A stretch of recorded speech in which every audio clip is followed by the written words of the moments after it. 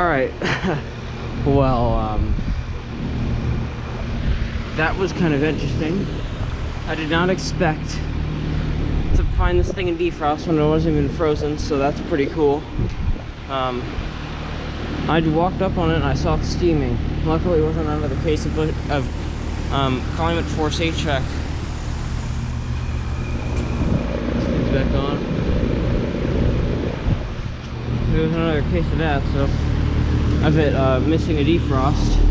If you know what I'm talking about, let me know. 3 years ago. It also happened to me a year ago.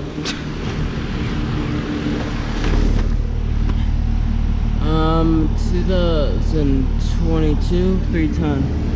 It's back in here right now. Yeah. Thank you for watching. Over now.